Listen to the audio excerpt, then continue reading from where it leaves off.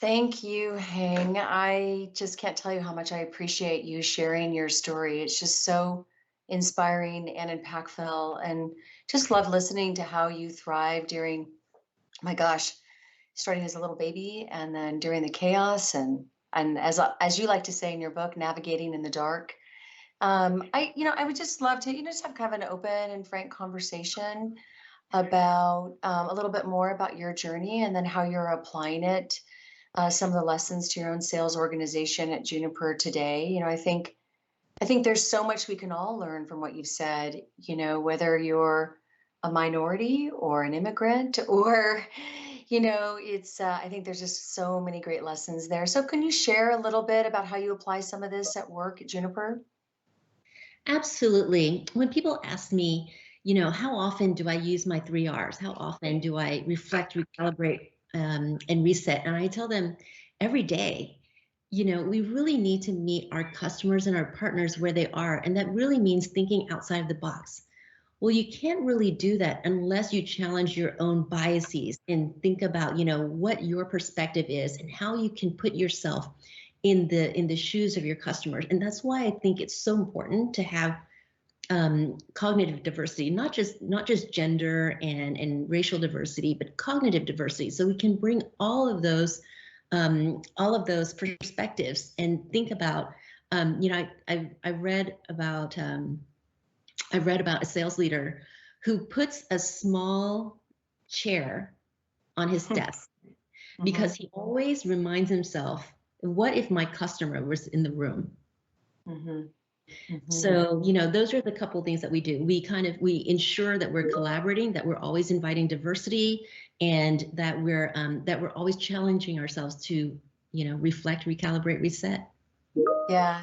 No, no, I love that. And I also love the acronym that you shared at the end, CLEAR. In fact, I wrote it down: clarity, learn, edge, access, and responsibility. And I think it's provides a great roadmap, for all of us. I'd love to kind of shift the conversation a little bit. And I know we're going to be getting into a lot more of this in the next panel, but it's so interesting to me about what we're all experiencing as women around caregiving and how companies are showing up maybe in different ways to support women. And I think when we talk about caregiving, we have to think about it in its broadest sense. I think in the past, we've always thought of caregiving as, small children, right? But I think what the pandemic has shown us is that in one way or another, we all end up being caregivers. I think about my own situation. My girls are older, so it didn't affect me initially, until my mom broke her hip and she needed surgery and she needed help and she came and lived with us, and I found myself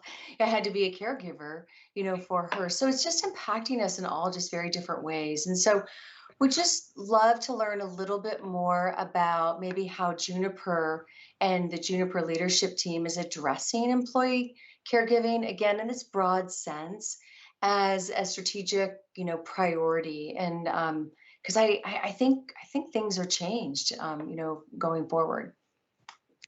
Yeah, it's funny. I was a remote worker for nearly a decade, and Wow, very different than me, but that's yeah, and great. and with each of my kids, I only took 6 weeks off, and Oh already my at 4 weeks, I was gosh. itching to come back to work because I'm that person, unapologetically, ambitious and workaholic. I just love working a lot. I guess it's a little bit sad, but and I remember people saying, "Well, remote workers they aren't as efficient." And as you saw in the book, Katie, I was like, I hate to be the person to say I told you so, but I told you so. Yeah. People who work from home, you're getting a very, very impersonal window into their personal lives. Mhm. So we're seeing that everyone, they can still be productive. In fact, people who work from home tend to overwork. Yeah. That is a symptom. So with Juniper, we are definitely giving global holidays each quarter, which is, That's great. everyone is off, no emails. My team specifically, I tell them to stay off their cell phones for anything work related. So that means if someone is on PTO, if their Teams is shut down, you only get to text someone if it's a, they want to share a personal joke or whatever. But right now, cell phones are completely for my team anyway, completely off limits unless it's just a personal engagement. It tells people when and where you're available for work. One of the other things that I do is I schedule 25-minute meetings instead of 30 and 50 minutes meetings instead of 60. I block out my team's calendar every other Friday for GSD Friday, either get stuff done or get sleep done, but I know you need to get rested. But those are kind of the things that we're doing with self-care. People who live in the Bay Area also get access to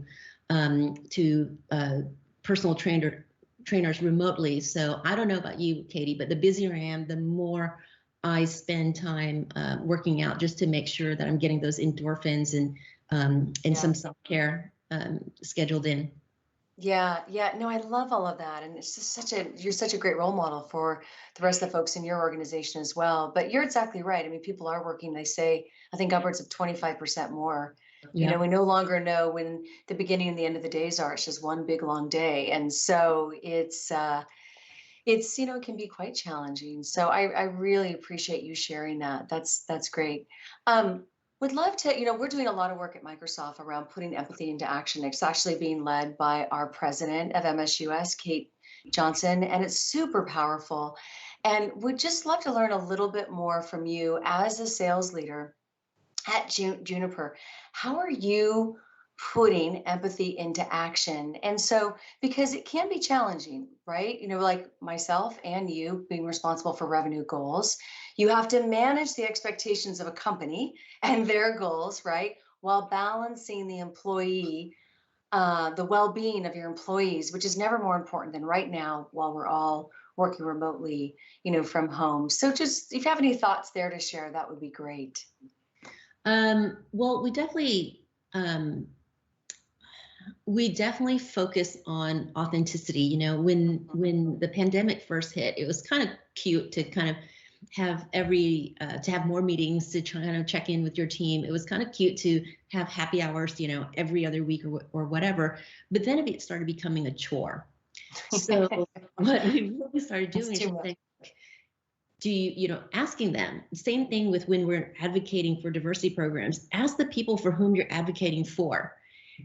If I do this, will you attend? Will it actually be beneficial for you? Or is it going to be yet another thing you have to do when what you really need is more time to go get stuff done or to cook for your kids or whatever? So we kind of check in individually with, what people need and cater to that versus kind of coming in as big brother, big sister and saying, I know what you need to be healthy, So it's about giving people the white space that they need to take care of their own mental health. Yeah, that's so, so, so true. I know we were saying that as well as a leadership team is like, I think people are a little tired of the virtual happy hours. In fact, I think people are looking for other ways to figure out, how to connect because it is important. It's super important to figure out how to stay connected to folks. So I'm hoping there's some questions from our audience, but I did want to do a quick little lightning round and through the COVID lens, just to people know you a little bit better.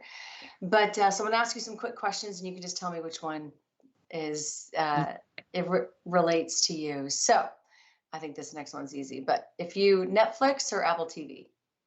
Oh, Netflix. I was going to say, Apple what? No, I'm kidding. No, I love Apple TV, but right now there's just a lot of content on Netflix. I know. There's a great show. One show I watch on Apple TV. I think it was called The Morning Show with Jennifer Aniston. Love that. So Peloton, which I just got 2 days ago, loving it, or to run outside? Outside for sure.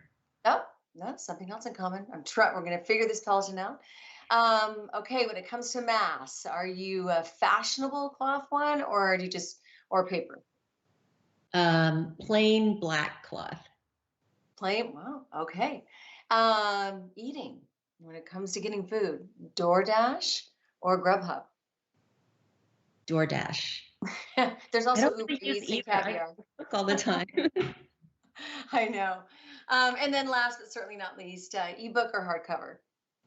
Oh, hardcover for sure, if I can get my hands on it. There's nothing nicer than holding that book especially right There's before there's bed. something gratifying about flipping individual pages, right? Physically turning the page, right? I know, Mhm. I agree. Yeah. Okay. Sherry, do we have any other questions from the audience? Like we said, we want this to be interactive. We want to see what's top of mind for you, and but any questions for Hang or even myself? Yes, But more importantly absolutely. for Hang. Lots of Yeah, questions coming in. great. So actually, this first one will be for both of you, though. So can you both please share some ideas on how we can be visible and find more opportunities, live our passion and purpose, all while being remote? Katie, do you want to go or do you want me to? Go ahead. So one of the things that, I always love to look at the gifts of adversity. If you think about what has happened with COVID, look at the real estate on your screen right now. Katie and I have the exact same real estate. When you're in a meeting full of men, guess what? You have the exact same real estate. You have the exact same voice. So I tell women all the time, if you want to be seen, show up, turn your cameras on. If you want to be heard, speak up. This is your opportunity. The pandemic has completely democratized our ability to share voice and share our opinions. Yeah, no, I, completely agree. And I think it's hard to figure out, how to stand out and how to differentiate yourself while working remotely. I think we're so accustomed to, seeing people in the office and, getting recognition that way. And so, but I think there's lots of ways to do it. I think, if you think about a strategic project that you're working on, it's really the same way you would do it if you were in the office. You want to reach out, you want to network, you want to have those coffees, with folks. And so it does take a little bit more effort.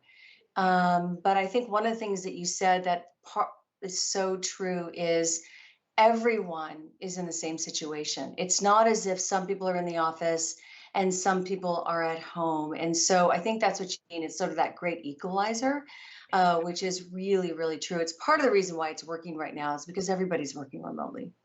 Mm-hmm, mm-hmm. And you also have the opportunity to engage in conversation. You'll love this, Katie, through collab tools like Teams, where again, I you do love that. I do love that. yes, you've got democratic access to the people who have influence, right? And my boss Marcus just interviewed me for International Women's Day, and he said same thing. He loves being on Teams because anyone can get to him. It's not just the executives who are crossing by in front of his door. And if you think about, how many of us are triple booked most of the time, but we can actually be in a meeting and see the chat streams from other meetings that we're invited to. So there's a lot of opportunity to collaborate and show up. Yeah, no, so true. Anything Thank else, Sherry? Yeah, a couple more. I think we've got time for probably two more questions. This one will go to Heng from the audience. Your journey is amazing. It's an inspiration as to how you found your voice and reshaped your career from engineering to sales. I would love to know what motivates you to seek out not only inclusion, but access. What motivates me? It's quite simple. I don't want anyone to go into the ER room. I mean, it sounds trite, but the road for me was way more difficult than necessary for not only any woman, but any person. And I chose the term immigrant because, this story, it works for women. It works for men, for immigrant men. It works for anybody who doesn't have access. So what I really wanted to do was put in 30 years of reading books, going to conferences, going to therapists, the last few years of a lot of executive coaching. How do I package that up and gift it back to other people who may never have access to these lessons? And they don't have access to these executive coaches who can teach them about transactional analysis, how to pull conversations back to an adult to adult model, how to gain influence, how to build your network. How do I patch that up and share it with everyone so that no one else is left behind? First of all, it's the right thing to do. And secondly, it makes business sense. Love that. Thank you, Heng. And this last question, I think the audience would love actually to hear from both of you, Katie and Heng. How do you identify your calling? Do you use the word calling to describe your work, an aspect of your work? If not, how do you think about your work instead? So basically, I think the thinking of work is what I do, not who I am. But sometimes that's a very blurry, a blurry line. Yeah, no, I think it's actually great question. It's super insightful. I was just sitting here thinking about it, I think about a little bit of kind of what inspires you, sort of who are you, what inspires you, and sort of when you are working from home and working remotely, those lines absolutely get blurred. And I think for me, a lot of it, I think really began, and there was a pretty big pivot in my career when I really figured out what was most important to me. And I really became my true authentic self and led from that place, as well as sort of grounded myself on my values and what is most important. And that kind of becomes your roadmap.